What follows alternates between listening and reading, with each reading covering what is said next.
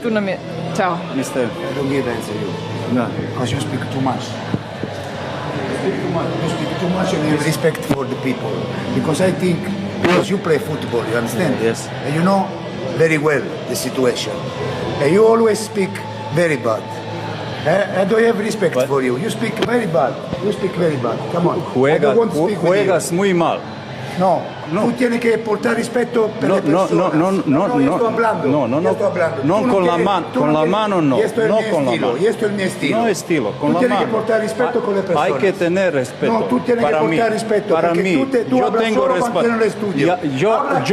Habla aquí de fútbol. Habla aquí vamos de a hablar, fútbol. vamos ¿De a qué? hablar, vamos a hablar, vamos a hablar. Habla Valentina cara, Prevodi, Valentina. cara por Ok. cara. Vamos a hablar. Ok. Ok, basta. Estoy aquí. Dale, no quiero hablar contigo. Vamos. Ok, još Bueno. molim Y te. esta es la última vez que si tú estás aquí, no hablo más con la televisión, porque es una mala persona. Tú eres Tú eres extranjero, una mala persona. eres extranjero Tú eres una mala y persona. tienes que ¿Qué has respetar buscado tú? todas las ¿Tú qué has personas buscado? ¿Qué aquí. has ganado tú en la vida? ¿Qué? Cuando tú hablas siempre que tú, Veniste- cuando veniste tú, siempre de- que tú hablas que has ganado todo en el mundo. Veniste, Tú no tienes respeto por la persona. viniste de Italia y So, hay Ok, que yo- tener I I don't respeto. want, I don't want to Ok. speak with you, okay? Ok. Ok, mister, Let's go. questa è la seconda sconfitta contro Rijeka in pochi giorni, forse brucia un po' di più perché con questa...